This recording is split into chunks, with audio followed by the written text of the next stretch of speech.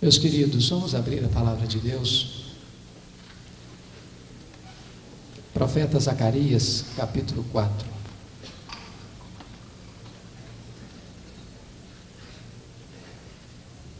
Versículo 6.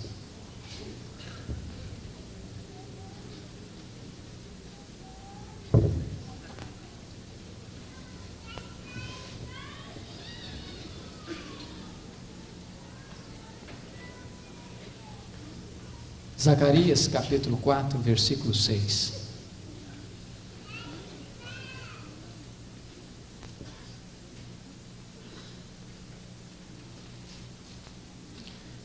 Prosseguiu ele e me disse: esta é a palavra do Senhor a Zorobabel, não por força, nem por poder, mas pelo meu Espírito, diz o Senhor dos Exércitos.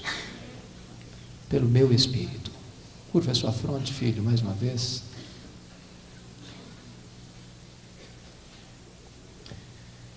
Deus bendito,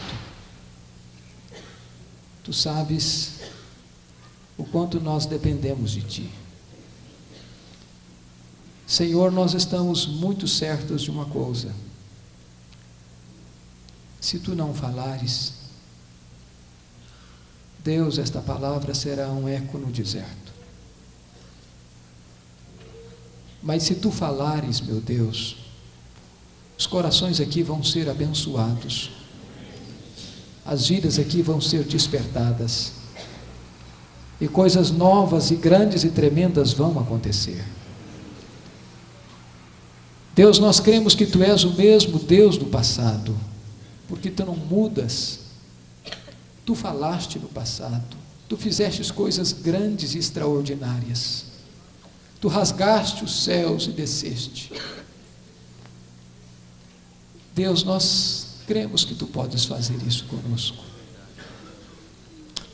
Senhor, aquilo que outras nações experimentaram, aquilo que outros povos receberam, oh Deus, nós precisamos também. Estamos cansados de ver, Senhor, prosperar nesta pátria o engano, o erro, a mentira, o satanismo, a idolatria, a feitiçaria. Senhor Deus, levanta a Tua igreja, sopra sobre ela o Teu Espírito, Senhor. Acorda este povo santo e mais poderoso da terra, para que o Teu povo, na força e na plenitude do Teu poder, faça uma grande obra neste país e no mundo. Livra-nos, meu Deus, da reflexão sem a ação. Livra-nos, meu Deus, de estarmos simplesmente tendo deleite e prazer na comunhão, mas não fazendo desta comunhão uma força para ir alcançar outros.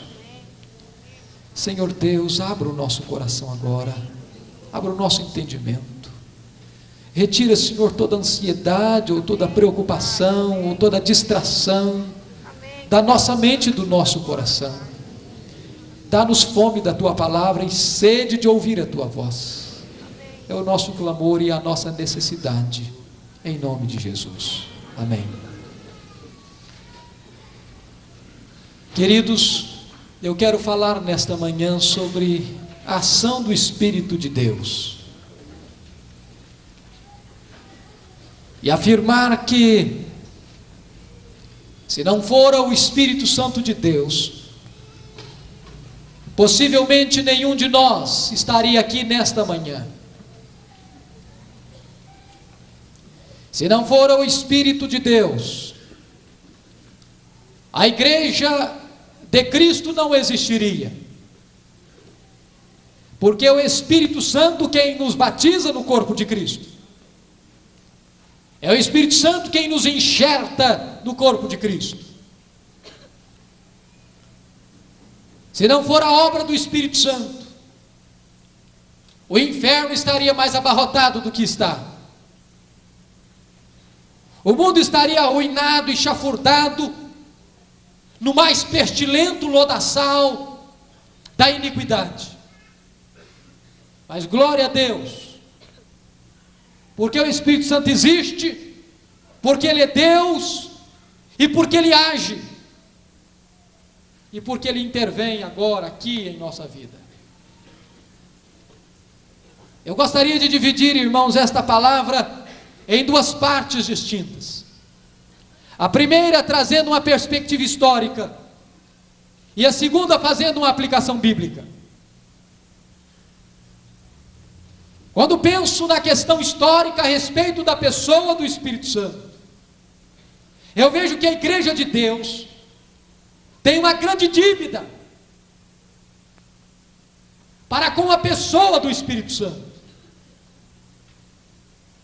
Porque historicamente a Igreja não deu a devida ênfase à pessoa e ao ministério do Espírito Santo de Deus. E este aspecto, este sintoma, não é alguma coisa contemporânea apenas, mas recua aos tempos mais idos da história da Igreja. Senão, vejamos,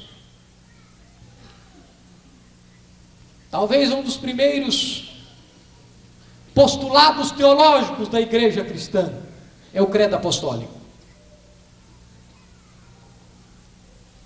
E o credo apostólico, nós o temos ainda hoje, como parâmetro, como baliza da nossa fé, da nossa crença.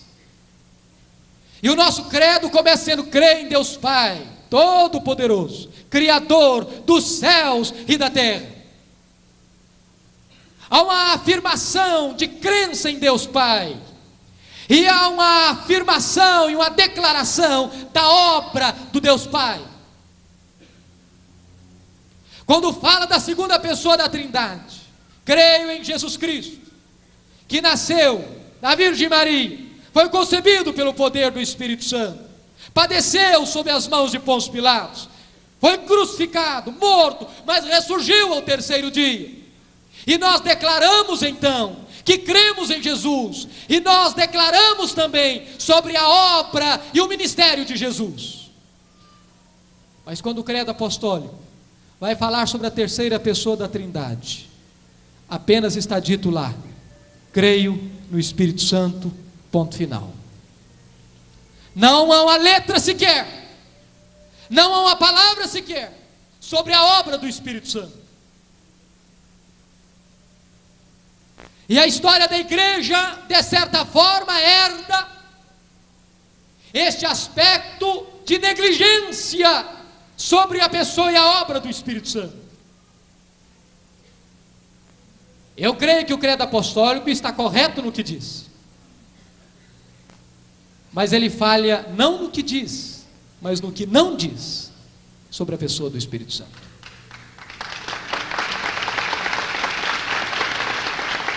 Este reflexo, meus irmãos, perdura no período patrístico, no período da patrologia, no período dos pais da igreja. É bem verdade que o primeiro concílio geral da igreja, reunido em Niceia, no ano 325, para refutar as ideias heréticas do presbítero de Alexandria, Ário, Constantino convoca aquele concílio. E Atanásio, com galhardia, com desassombro, com firmeza doutrinária e ortodoxa, refuta as ideias heréticas de Ário.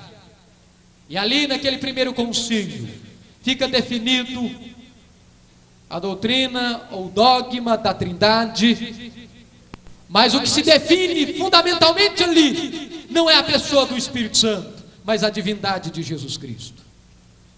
E para quem acompanha as grandes disputas teológicas da história da igreja, sabe que após esta definição do concílio niceno, houve um regresso, ou uma regressão, para um grande despertamento das ideias arianas na história da igreja.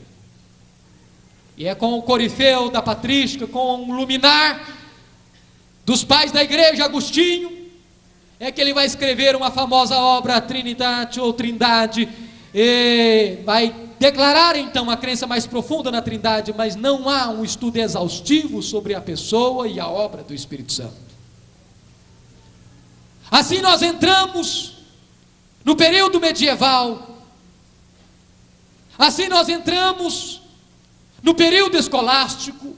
Assim nós atravessamos 1000 anos de história da igreja, do século V ao século XV, chamado período das trevas, onde, mais uma vez, o Espírito Santo não recebe a devida ênfase que merece nas Escrituras. Pelo estudo dos teólogos e da Igreja de Deus. Então surge a reforma no século XVI. Surge na plenitude dos tempos. Porque este acontecimento vem depois de toda uma preparação, de um cenário que Deus mesmo patrocinava. Deus já levantara homens do Jaez, do Quilate, de John Wycliffe. Deus já levantara homens da estatura de Jerônimo Savonarola. Deus já levantava homens da postura invergável de John Hus. Deus já levara a humanidade inteira a se preparar para aquele que seria o segundo maior evento da história da igreja, a reforma do século XVI. John Gutenberg descobre a imprensa.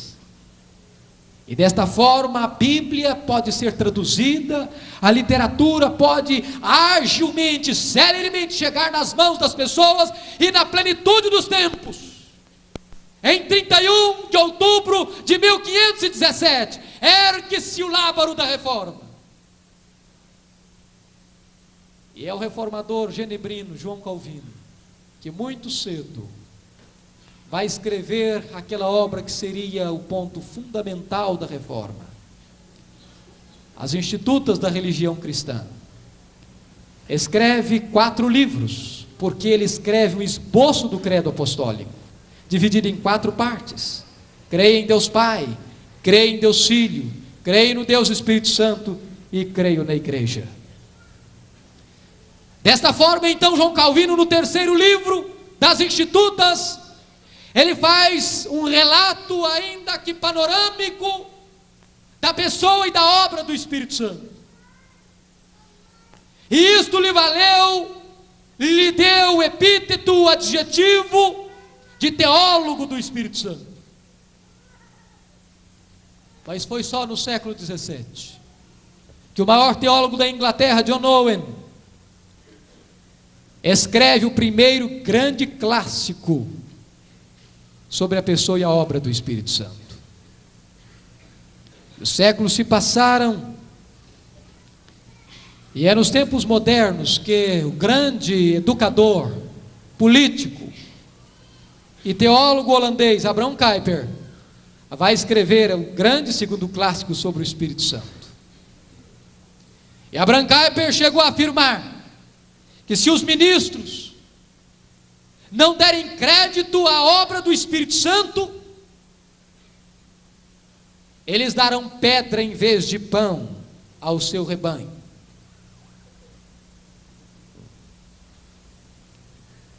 Mas, irmãos, eis que raia o século XX, e o ser humano tem um grande problema. É o problema de ficar ou num extremo ou no outro extremo. E com um movimento que eclodiu em 1906 nos Estados Unidos, chamado movimento pentecostal, a doutrina do Espírito Santo, que ficara tão relegada a um plano secundário, assume uma primazia de interesse.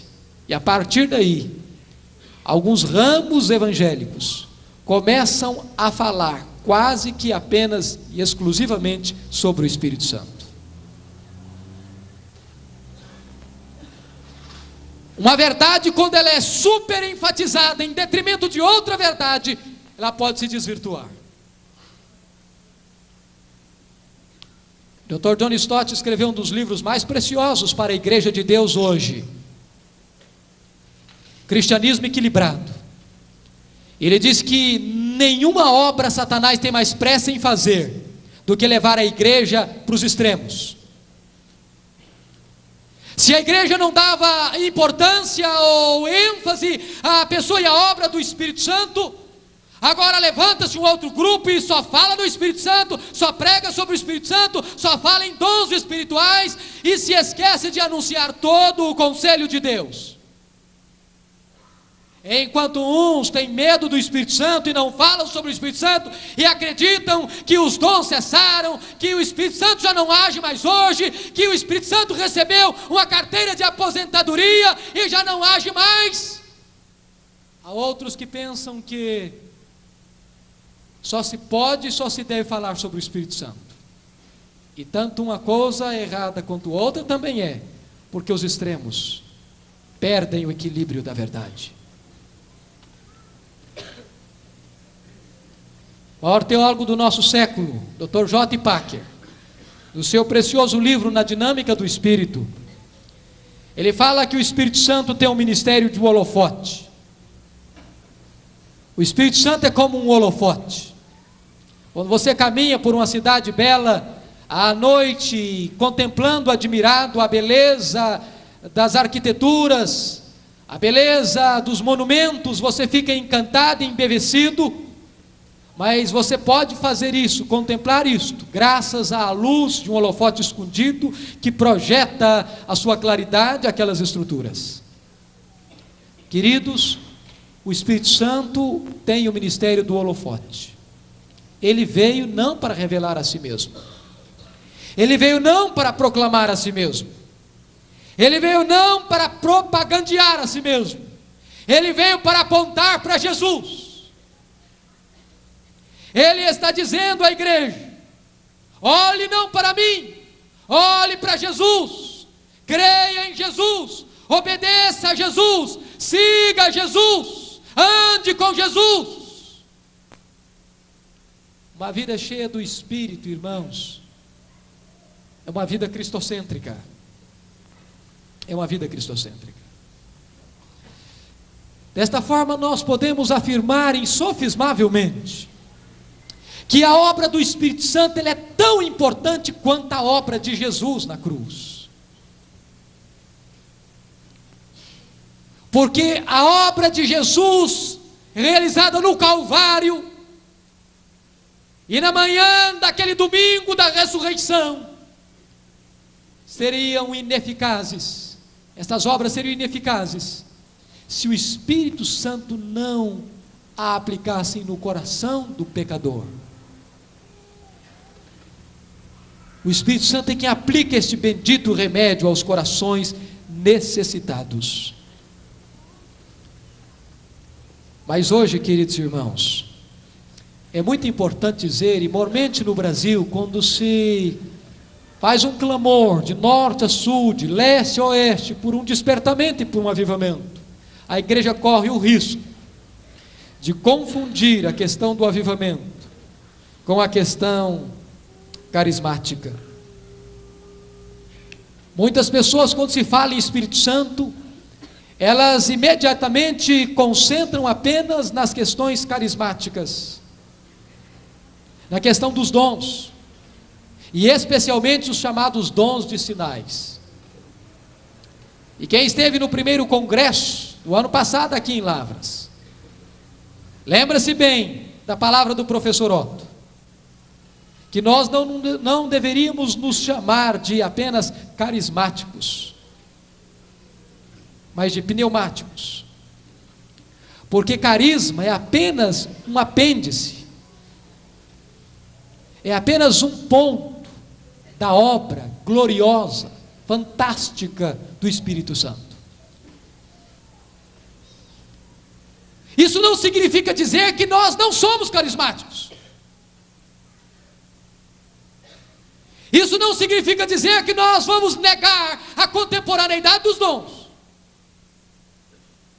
Isso não significa dizer que nós não vamos crer que o Espírito Santo age hoje e faz prodígios e maravilhas ainda hoje.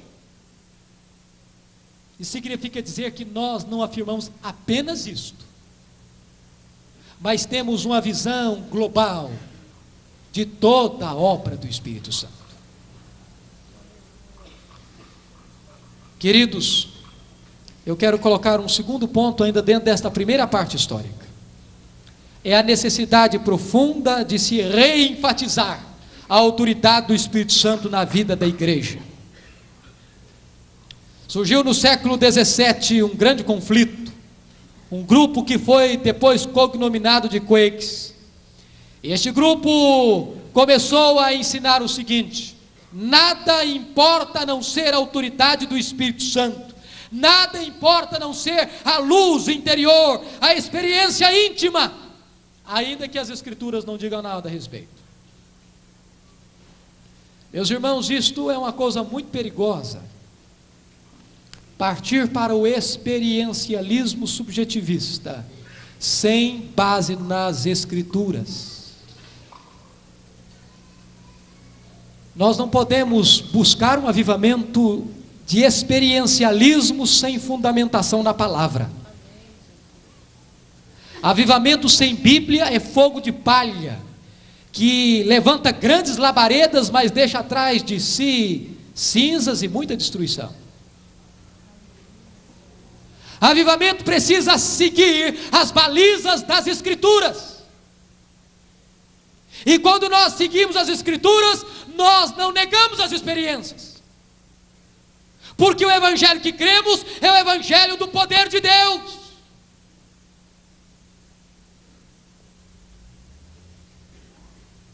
A Bíblia diz que o Espírito Santo dirá tudo o que tiver ouvido. Irmãos, o Espírito Santo tem compromisso com a palavra. Espiritualidade sem Bíblia é misticismo. Avivamento sem doutrina é fogo de palha, é pieguice, que não dá em nada. Nós não precisamos, irmãos, arredar uma vírgula da doutrina bíblica, ortodoxa, reformada, calvinista, para buscar avivamento. Nós não precisamos jogar a nossa confissão de fé na lata do lixo. Nós não precisamos abjurar da crença reformada e bíblica. Já dizia o grande Spurgeon: calvinismo é apelido, calvinismo é doutrina bíblica. Mas nós precisamos mais do que de ortodoxia, nós precisamos mais do que doutrina bíblica, nós precisamos de poder e do óleo do Espírito. Nós precisamos, não é deixar a doutrina de lado, não, é banhar esta doutrina com o óleo do Espírito.